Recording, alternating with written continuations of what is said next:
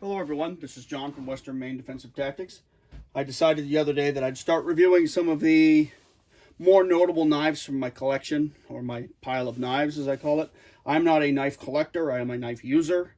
When I see knives that I'm interested in, or these days if I find one I'm nostalgic about for sale, I'll pick it up just so I can actually use a knife that I wanted, usually when I was younger and didn't have the money for.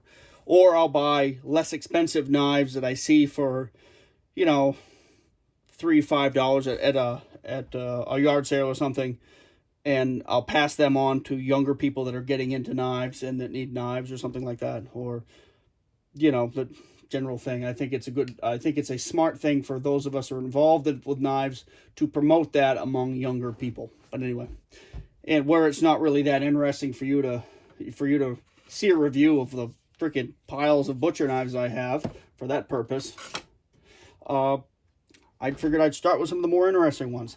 We're going to start right here with the Guardians. The Guardian and the Guardian 1. I've had both of these knives for a few years now. I know I've had this one at least 3 years, and I think I've had that one a couple anyway. I bought both of these knives used.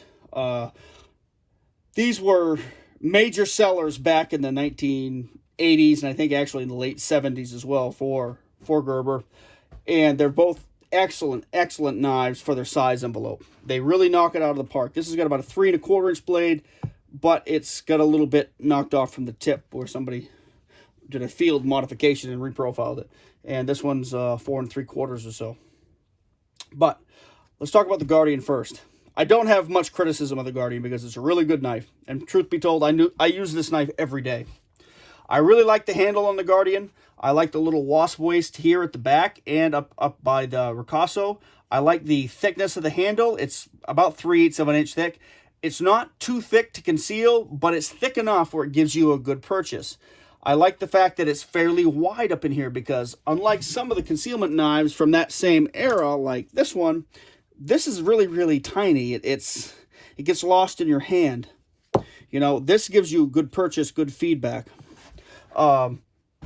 The blade, pretty straightforward, double-edged blade. Ground like Gerber, I'll use this. Ground like Gerber ground them from the get-go, and this is the same grind found on most Gerber double-edged knives. I don't like this grind because I think it robs you of, let's say, 3/4 of an inch to an inch of actual usable cutting edge. And yes, you could argue that both of these knives are double-edged knives designed to be used for self-defense with the point. I understand that. But the way I look at things is if I have a knife of a given size envelope, I want as much cutting edge on that blade as I can get.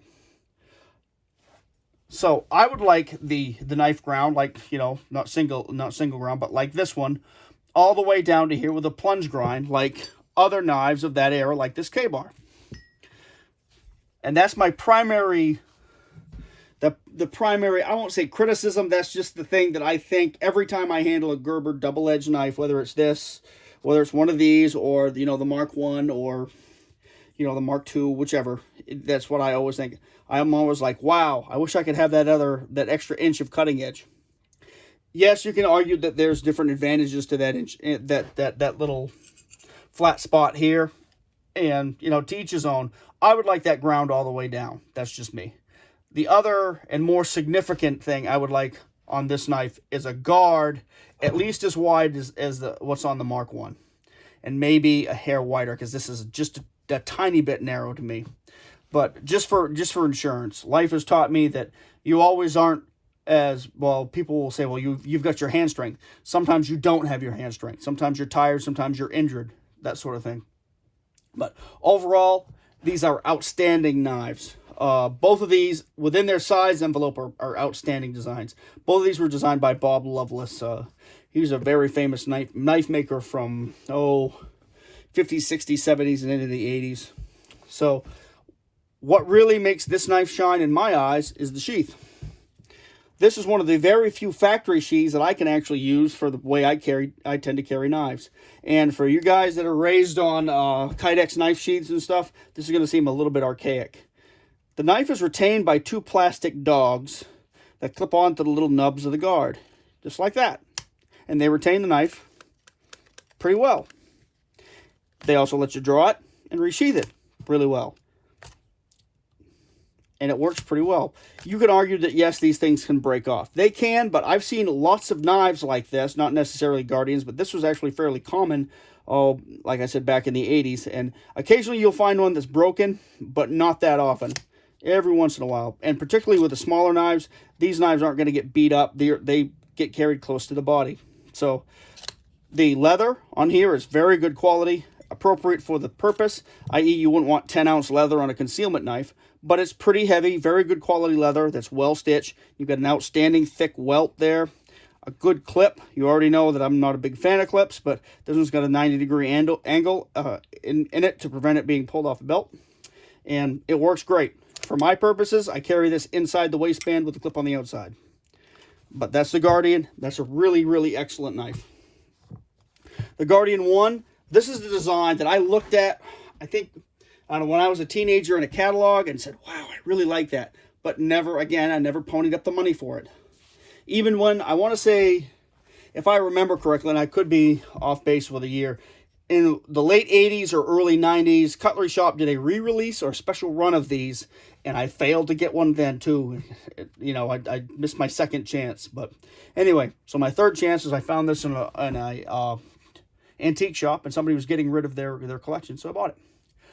I really like the handle on this knife. It's not a huge man-sized grip, but it's more than adequate. If you've handled like a Fairbairn Sykes knife, you'll notice that the middle of the grip is good, but the ends of it, they're just too dainty, they're too delicate, they're too round. This is none of those problems. It has a slight wasp waist up, you know, just like the Guardian does. Slight wasp wasting here and up by the guard, but it's also wide enough to give you feedback. It's thick enough so it's a decent handful. You can really get a good grip on it. But it's not so thick that it's going to be bulbous or obnoxious or hard to conceal. The guard is adequate to keep your hand off the blade in a thrust or something like that.